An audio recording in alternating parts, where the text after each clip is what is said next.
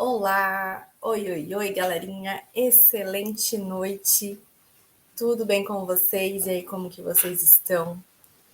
Estava ansiosa para essa aula de hoje, que é uma aula de um tema muito importante e significativo, que faz total diferença nas nossas vidas.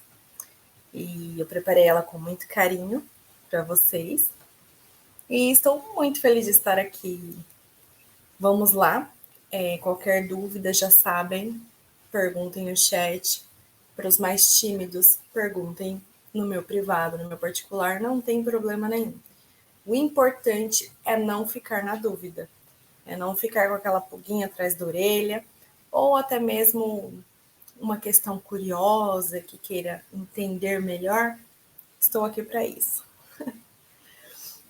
Boa noite, boa noite. Vamos lá. Gente, eu não sei o que está acontecendo com a minha garganta, sério, toda aula é isso agora. Mas, bora lá. Vocês já sabem, como eu disse, qualquer dúvida sempre o chat, estou aqui para isso, tá? Eu queria saber primeiro, antes de iniciarmos o conteúdo, que é sobre inteligência emocional, vocês fizeram as ações que vocês programaram para fazer na semana passada? Quem fez, quem não fez? Eu não vou ficar vigiando, tá? Eu só vou ficar relembrando, porque como no tema da aula passada, a gente colocou um ponto importante da autorresponsabilidade, né?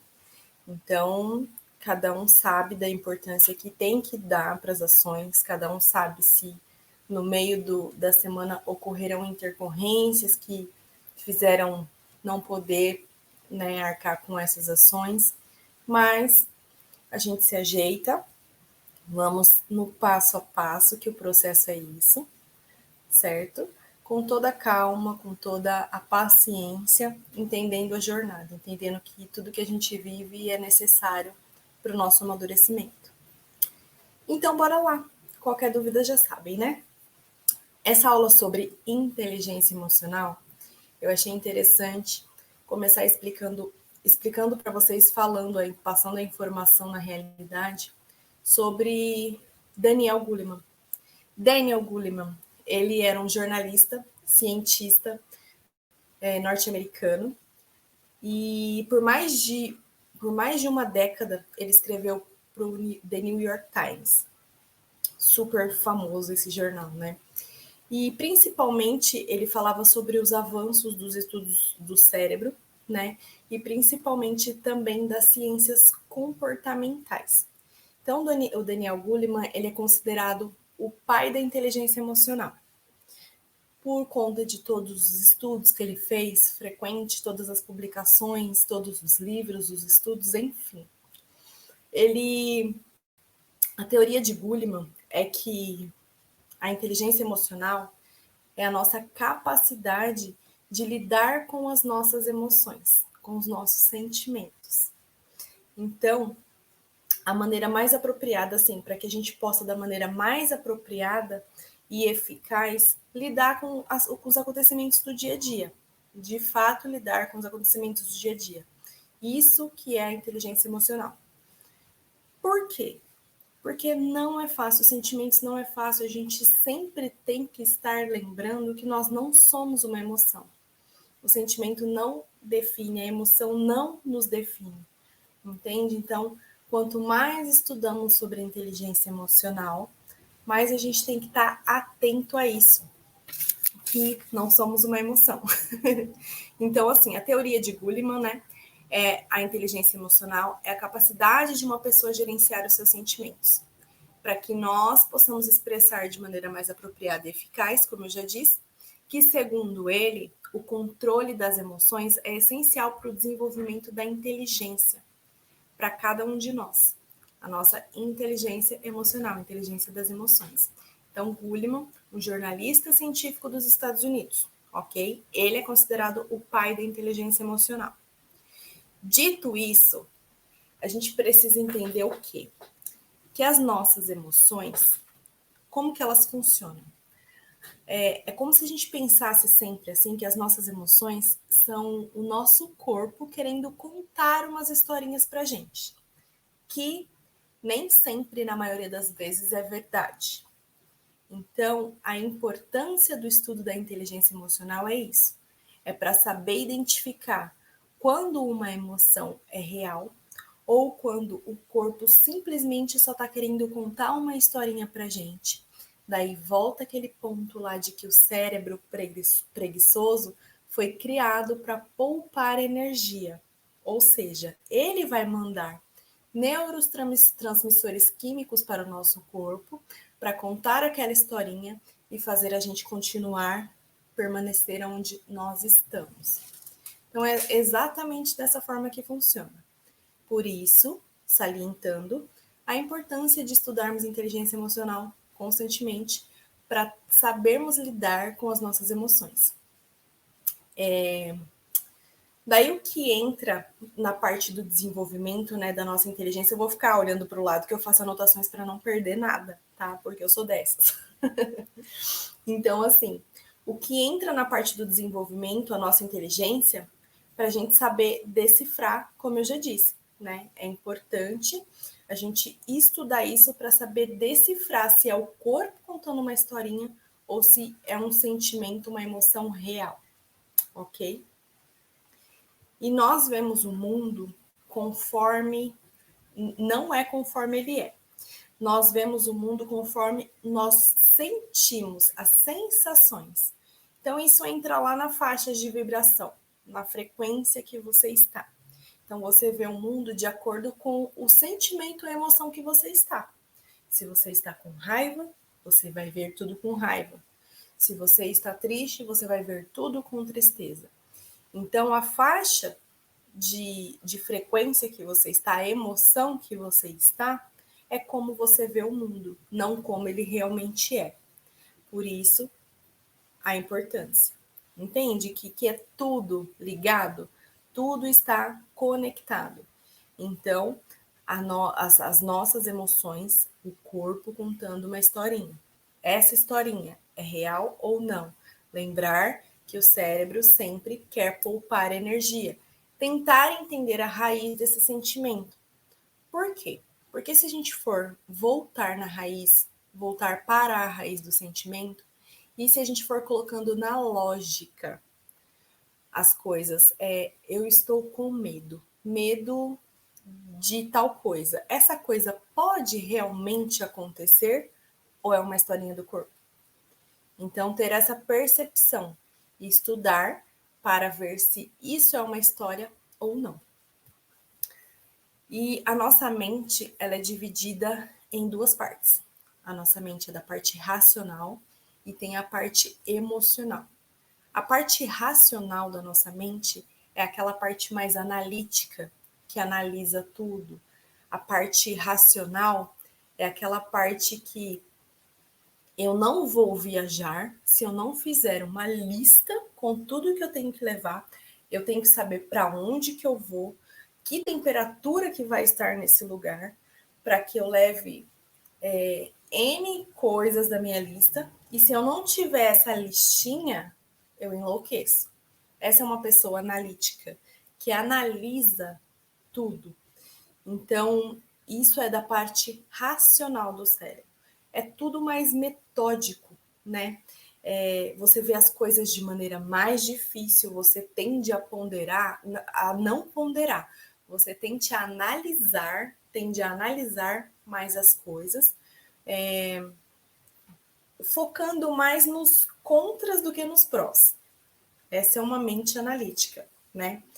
E as pessoas tendem a se tornar também céticas, as pessoas mais racionais, porque elas só acreditam em fatos, elas só acreditam em estudos e provas e tudo mais. Elas não são ligadas à emoção, como a outra parte do cérebro, que o emocional é mais do sentir, é mais do se jogar, é mais do eu tenho que me doar para o outro, porque senão o outro não vai me aceitar. Então, eu tenho que abrir mão de coisas para servir o outro.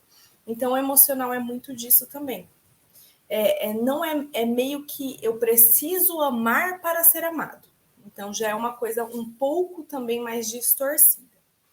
Não sei se está ficando claro para vocês, mas o ponto que eu quero chegar é que a gente não tem que escolher ser nenhum nem outro. Nós temos que transitar pelos dois, pelas duas mentes, tanto a racional quanto a emocional, para ter um equilíbrio. Porque não adianta você ser só emoção, não, vou seguir o meu coração e meter os pés pelas mãos. Não adianta você ser só razão, deixar a sua emoção de lado e fazer as coisas só porque tem que, entende? Então, você tem que caminhar pelos dois, pelas duas mentes, tanto a racional quanto a emocional. Tem que ser bem equilibrado para que tudo possa fluir tranquilamente, certo? Deixa eu ver se eu esqueci algum ponto aqui.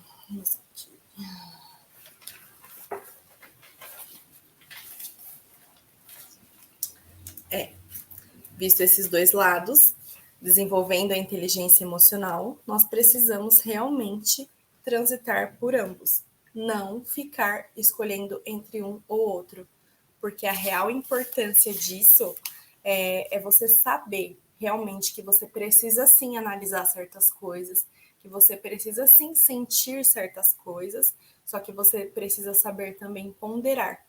E com isso, com essa ponderação, você consegue, transitando entre os dois termos, você consegue ter a inteligência emocional de que você precisa para entender se aquela emoção é sua mesmo, se ela é válida mesmo, ou se essa emoção tá querendo, é o seu corpo querendo te contar uma historinha para você deixar de dar espaço importante, né? E então, assim, para resumir de fato o que é a inteligência emocional, é a nossa capacidade de entendermos as nossas emoções e também as dos outros. É a nossa capacidade em relação de quando alguém chega gritando comigo, falando horrores, me xingando daquilo para baixo, entender que aquilo é da outra pessoa, não diz respeito a mim. É o estado emocional dela. Então, às vezes, nós passamos por diversas situações ao longo do dia a dia, ao longo da nossa vida, que a gente não entende a situação que a gente foi colocado. Mas se a gente entender, ter essa percepção de inteligência emocional e entender quando a pessoa chega esbravejando que isso não diz respeito a nós e sim a ela, então tudo fica mais fácil de ser controlado, porque você sabe que você não é aquilo que a pessoa te xingou. E se você sabe, você não precisa provar, não tem necessidade, porque senão fica aquele jogo de quem pode mais. E nessa todo mundo perde, porque ninguém vai poder, ninguém vai de fato ter razão. Está claro até aqui? Alguma dúvida?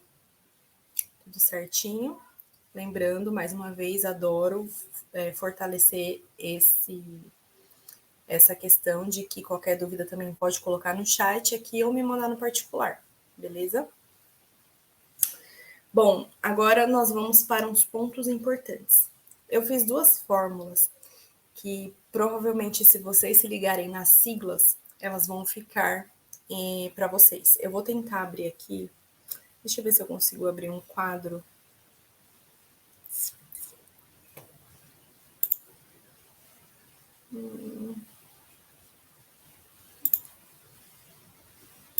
Só um minutinho.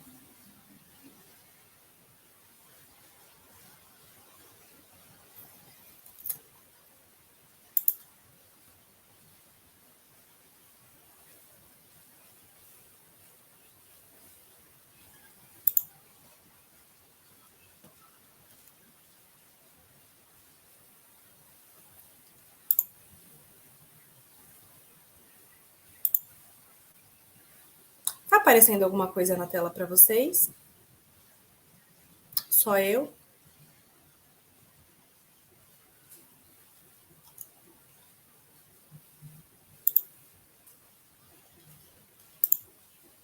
Tá.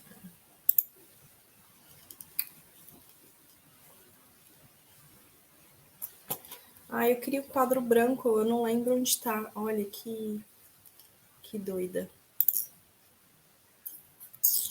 Deixa eu tentar compartilhar minha tela, então. Deixa eu só colocar o Paint aqui, só um minutinho. Eu vou fazer no Paint mesmo, para ficar legal. Se eu conseguir abrir. Só um segundinho.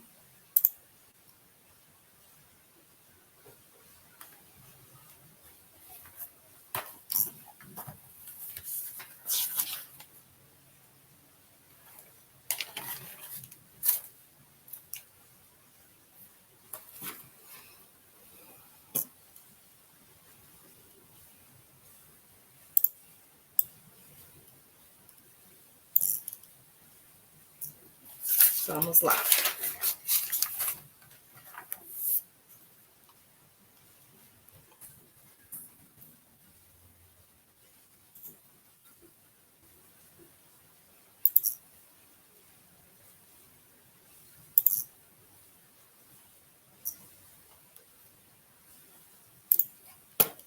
Ai, gente, eu vou colocar aqui mesmo no chat, tá? Porque não tá rolando aqui.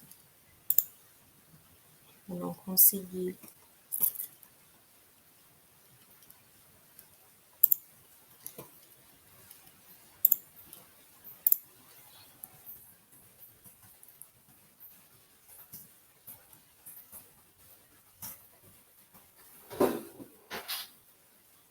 Está aparecendo aí no chat, método 2IP.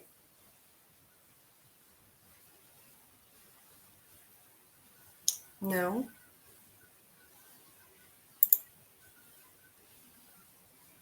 Está aparecendo na tela, né? Método 2IP. O que é esse método? Identificação. Eu vou deixar anotadinho aqui. São 2 I e um P.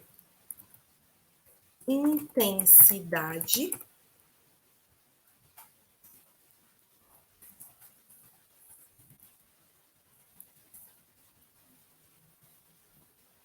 E permanência.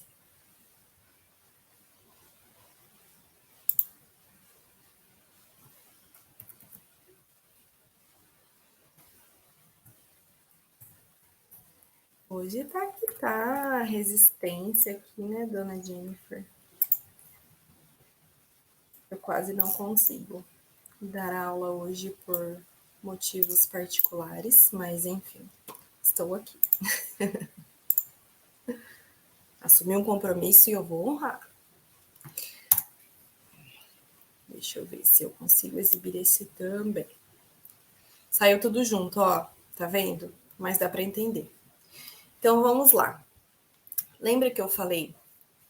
Eu vou ler da maneira que eu escrevi para ficar mais claro.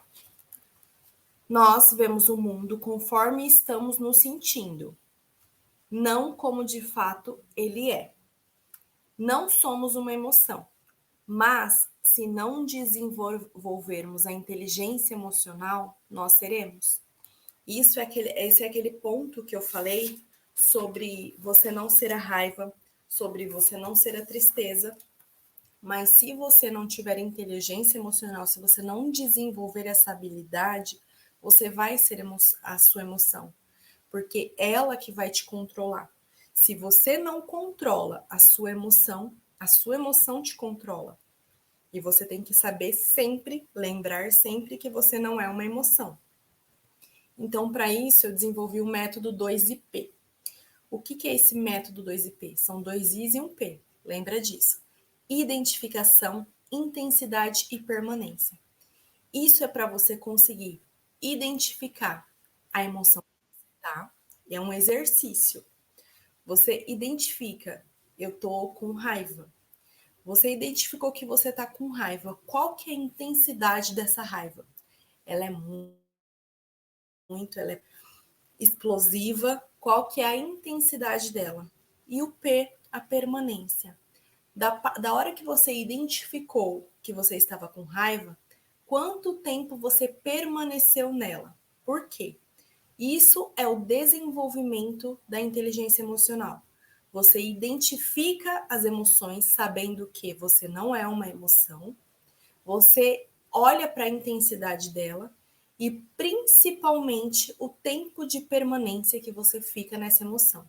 Porque se você não é uma emoção, logo você sai dela. Você identificou, você viu a intensidade, a permanência tem que ser a menor possível.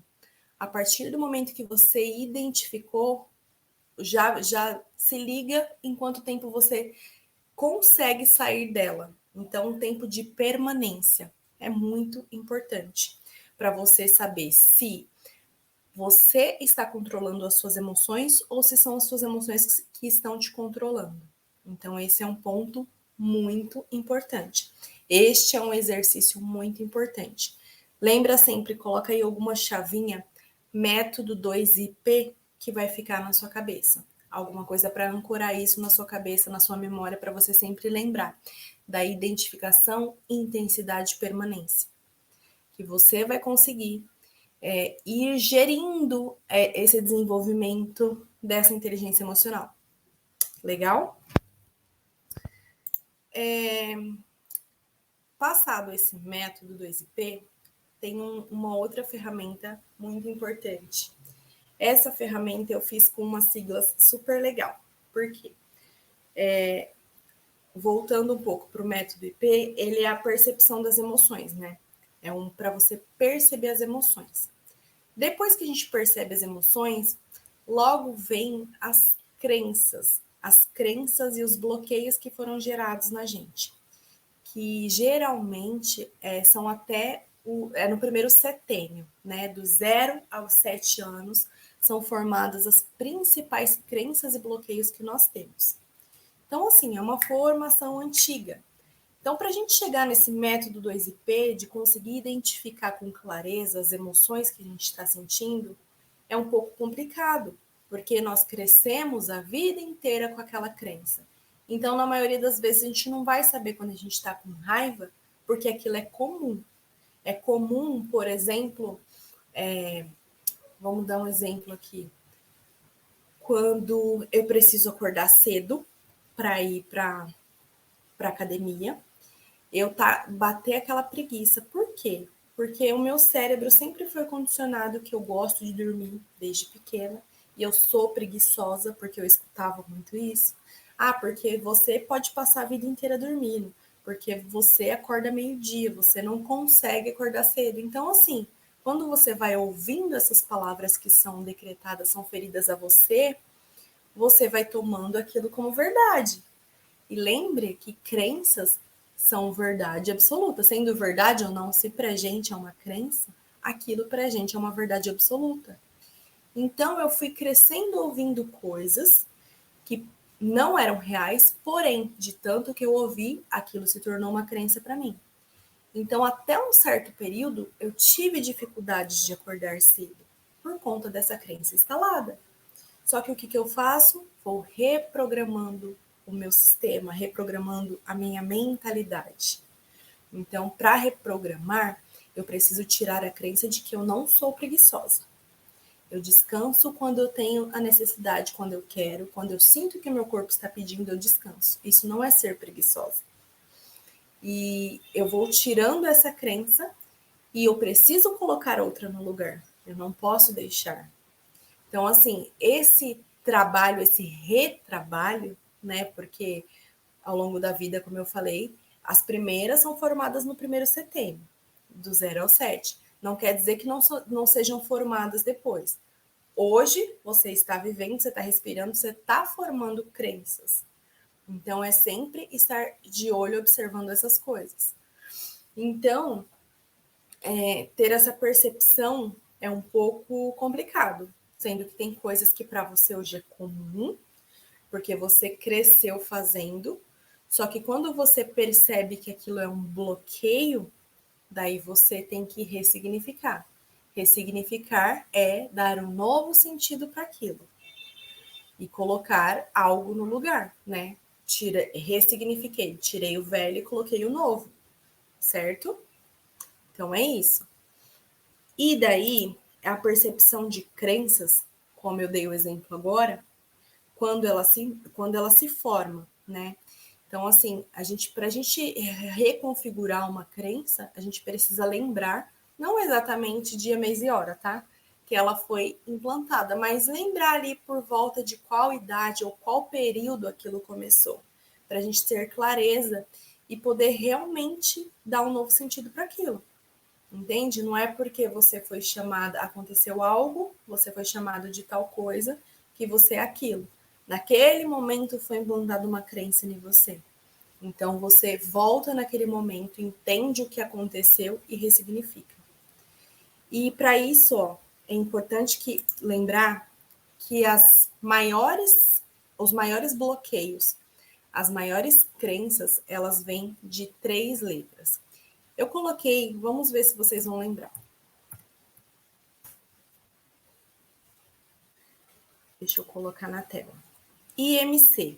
Vocês lembram alguma coisa? Vem alguma coisa na mente? IMC? Quando eu coloquei, eu escrevi o que significa e eu falei, nossa, eu queria deixar alguma coisa que remeta a algo para ficar fácil de lembrar. Aí eu lembrei daquele IMC de índice de massa corpórea, quando a gente divide, né, o peso, a altura lá, enfim, para dar se a gente está dentro do padrão ou não, né? Então, só que esse IMC, ele significa... vou tentar separar agora, peraí.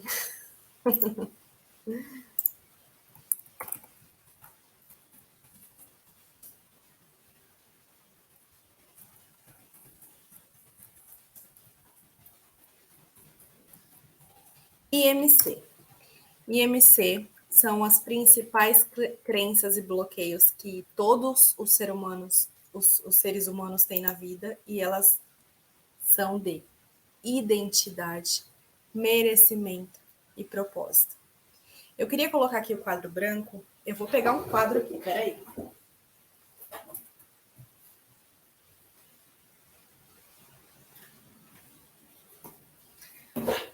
Eu só tenho que ver se não vai ficar ao contrário. Mas deixa eu tentar fazer aqui.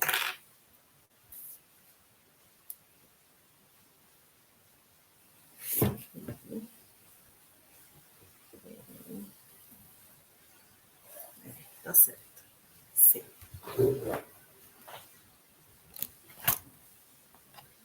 Essa luz vai ficar assim. Eu vou tirar um pouco ela aqui.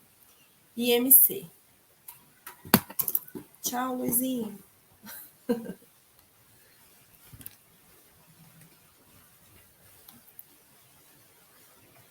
IMC. Aí. Identidade, merecimento e capacidade. Eu coloquei certinho aqui. Eu coloquei propósito. Olha que louca. Eu não bebi hoje. É capacidade, tá? Identidade, merecimento e capacidade. Essa é uma fórmula que a gente vai fazer, a gente vai usar. E daí a gente entra lá com... Eu vou colocar no STF. STF, a gente lembra lá do Tribunal de Justiça lá. Então, esse daqui é uma fórmula. Agora eu vou dar aula de matemática agora, bebê. Então, vamos lá. Olha que fórmula interessante. Os principais bloqueios são formados de identidade, de merecimento. Deixa eu tirar essa aqui daqui porque tá errado. Os principais bloqueios são formados de identidade, merecimento e capacidade. Eles são formados ao longo da vida, só que são os que mais bloqueiam a gente. E o que é quando a gente tem um bloqueio de identidade? Se eu tenho um bloqueio de identidade, eu não consigo descrever quem eu sou. Eu não consigo saber quem de fato eu sou, porque se eu faço as coisas para mim, se eu faço as coisas para os outros. Se eu faço porque eu realmente quero ou se eu quero agradar os outros, se eu quero servir os outros. Então, quando a gente tem essas dúvidas, essas questões, geralmente são por bloqueios de identidade. Então, aí você se questiona. Por isso que eu falei a importância lá na primeira aula do autoconhecimento, porque você se questionar sobre absolutamente tudo o que você faz. Se questionar pelo que você come, pelo que você lê, pelas companhias que você tem, se você faz realmente porque você quer fazer ou se é por influência de outras pessoas. Quando é por influência de outras pessoas, você tem um bloqueio de identidade. Daí a gente vai para o merecimento. O bloqueio de merecimento, ele coloca em questão tudo o que a gente tem. Eu mereço ter o que eu tenho?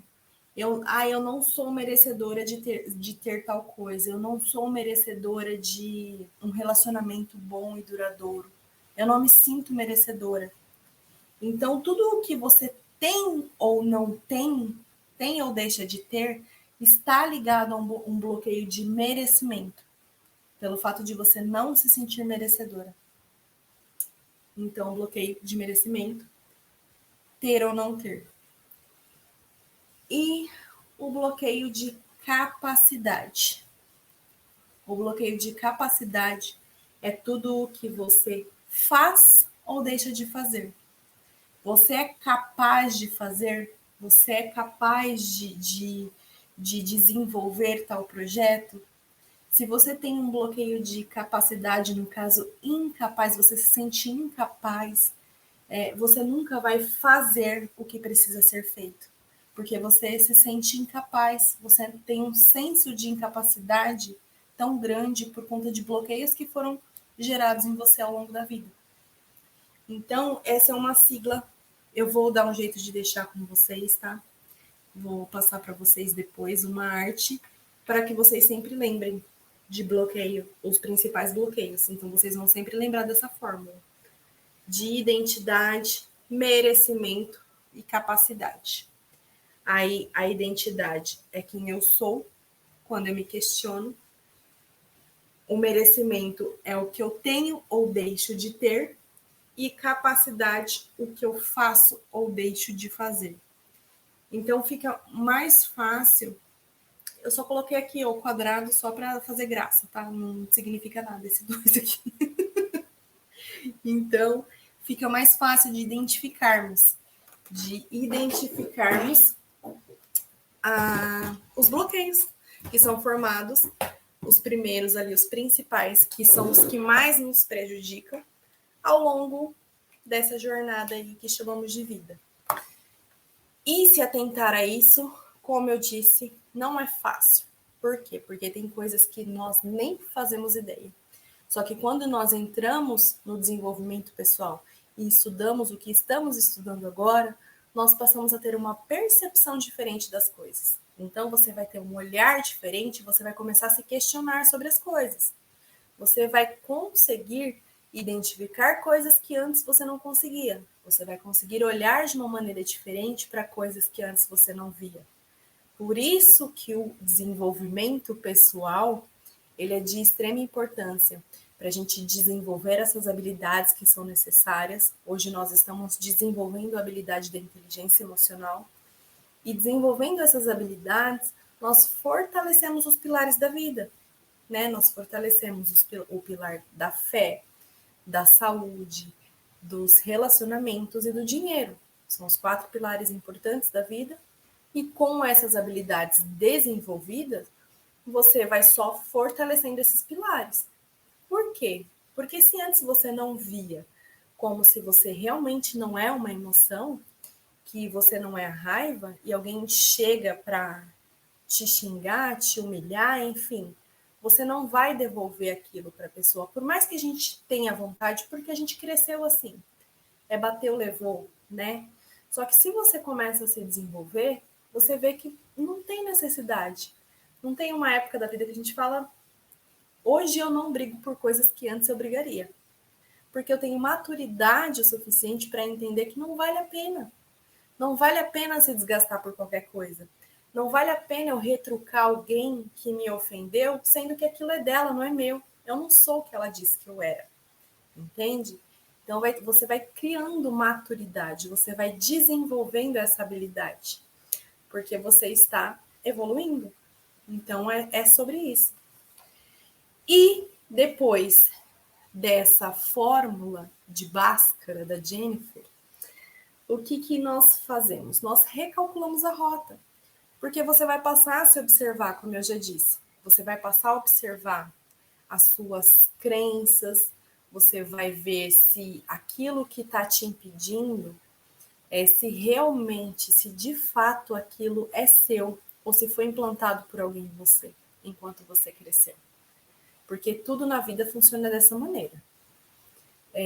Nós passamos por experiências, essas experiências que nós passamos nos geram um sentimento, que são as emoções, essa emoção gera um cadeado, que é o que trava a gente, que não deixa a gente mais ir para frente. Então, experiências, emoções e cadeados. Então, o que a gente precisa? A gente precisa olhar para a experiência. Vamos dar um exemplo bem básico aqui. Uma menina de 8 anos, ela está na sala de aula, daí a professora pediu para ela ir na frente e apresentar alguma coisa. Ela foi lá na frente da classe, falou alguma coisa errada, e a classe inteira riu dela. Ah, que burra, que não sei o quê. E deu risada e a menina se fechou. Ela passou por uma experiência que gerou uma emoção ruim nela e aquilo gerou um cadeado. Hoje ela já é adulta, porém ela não consegue falar em público. Ela é tímida, ela é retraída, ela não gosta de câmera, ela não se sente confortável em abrir, por exemplo, um story do Instagram e gravar. Porque lá atrás ela passou por uma experiência que gerou um sentimento ruim e causou um cadeado nela, uma tranca, uma trava. Então ela não consegue desenvolver isso. Só que quando ela olha que ela era criança, que aquilo eram outras crianças falando coisas que não tem nada a ver, coisas de criança, ela consegue ressignificar, dar um novo sentido, tipo, todo mundo era criança, ninguém sabia o que estava falando. Se eu abrir minha boca para falar agora, ninguém vai falar que eu sou burra, nem nada. Eu vou me expressar e acabou. Isso é ressignificar. Isso é dar um novo sentido. É você voltar lá para as experiências que te machucaram e dar um novo sentido. Só que isso é um trabalho longo, porque, como eu já disse, nós não sabemos de todas as experiências ruins que a gente passou. Tem coisas tem comportamentos que nós temos que a gente acha que é normal. Não, é do meu temperamento, eu sou assim mesmo, é de mim. Só que não. Só que não, tem muita coisa que não é sua, que foi colocada em você.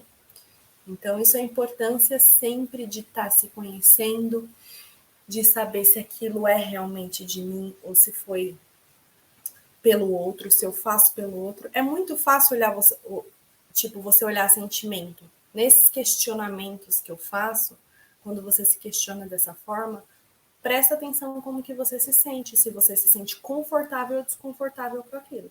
Se for conforto, é seu, tranquilo, é de você mesmo. Agora, se você se sentir desconfortável, com certeza foi alguém que colocou aquilo em você. Porque você pode não ter a percepção total na hora, mas o desconforto vai te dar um alerta que tem algo errado, que há algo ali que não é seu. Então, é isso. Alguém tem alguma dúvida, alguma pergunta? Tranquilo? Todo mundo tranquilo? Então tá certo. A aula de hoje foi um pouquinho mais curta. Porém, se alguém tiver dúvidas, pode me chamar no privado. Eu vou mandar depois a arte, tá? Vou fazer da fórmula de Bhaskaras. E vou mandar para vocês para que fique aí. Vocês sempre olhem ali a imagem, lembre da importância da gente conseguir identificar isso para sempre dar um próximo passo. Não tentando querer resolver o mundo do dia para a noite, mas cada passo importa. Lembra sempre disso. Tá ok? Gratidão, meus amores, gratidão por todos vocês e uma excelente noite. Até a próxima!